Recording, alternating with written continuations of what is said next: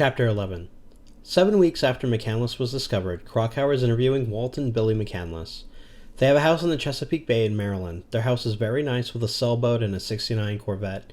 Their kitchen table has a bunch of photos of Chris growing up. Walt works on satellites and even has a top-secret clearance with the Department of Defense. Krakauer mentions that with Walt, you can see who called the shots. People say he had a temper, but after Chris left, he became much calmer. Walt grew up in Greeley, Colorado. He got a scholarship to Colorado State University and made money playing professional jazz piano for Charlie Novak. When the Soviets launched Sputnik in 1957, Walt got a job with Hughes aircraft where he got a degree in antenna theory. He had 5 kids, with Sam being born in 1959. In 1965, his marriage was falling apart and he separated from his first wife, Marcia. About this time, he met a secretary named Wilhelmina Johnson, or Billie for short.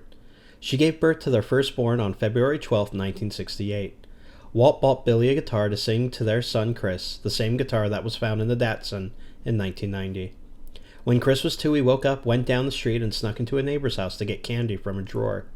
When he was in 3rd grade, they tried to put him in an accelerated program, but he didn't want the extra work, so he tried to convince everyone that the test was wrong. When Chris was 6, Walt got a job at NASA and they moved to Virginia. 4 years later, he quit and started his own company with Billie. It was a rocky start and money was tight. Walt and Billie would work all hours a day, and when they fought, they'd always bring up divorce. The family also went on lots of cross-country trips. One time they went to Iron Mountain in Michigan, where Billie's family was from. Her dad, Lauren, didn't really fit in. He was a truck driver, woodsman, and poet. He would raise wild animals as his own. Also, because he was never really successful, he would have to support his family by hunting, but he would cry over every deer he shot. Chris and Lauren became very close. Walt took Chris on his first backpacking trip at 8, summited Old Rag, and did that climb every year thereafter. A little later, Walt took all of his boys from both marriages to climb Long's Peak. At 13,000 feet, Walt couldn't make the top, but Chris kept wanting to go on at the age of 12. Chris was also very good academically. He usually scored 8s. One time he had an F. Walt made an appointment with the physics teacher. The teacher required the format to be a certain way, and Chris didn't agree with it. Walt told Chris he deserved the F. Both Chris and Karen were also musical. Chris played piano, guitar, and French horn, but quit once his sister got first chair and horn. As a brother, he was very protective of Karen and would always hold her hand in the street. When he was 12, they bought Karen a dog named Buckley, but soon after, Chris and Buckley were always together, and Chris would take him on runs. With sports, he had a lot of talent but didn't focus on the finer things. He wound up becoming a major cross-country runner, and even captain of the high school team.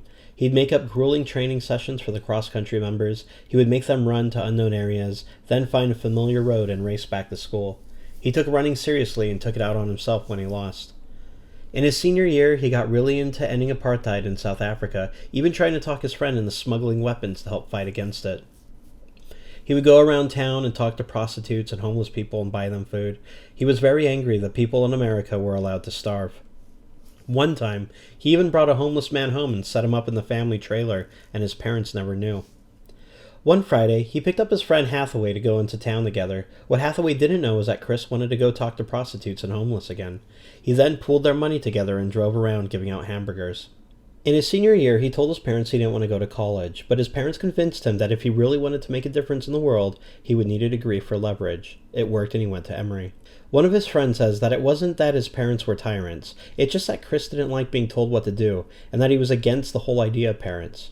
In regards to money, Chris was embarrassed by his parents' wealth. Both parents grew up relatively poor, and they went without a lot when kids were growing up. But now that they had money, Chris thought that luxury was shameful, which is funny because he turned out to be really good at making money. When he was 8, he grew vegetables and sold them around the neighborhood. When he was 12, he ran a paper copy business with his parents' copier, charging 2 cents less in the copy store and giving his parents a few cents a copy. After his junior year in high school, he was hired by a local construction company to get more kitchen remodel sales. He bought his car with that money.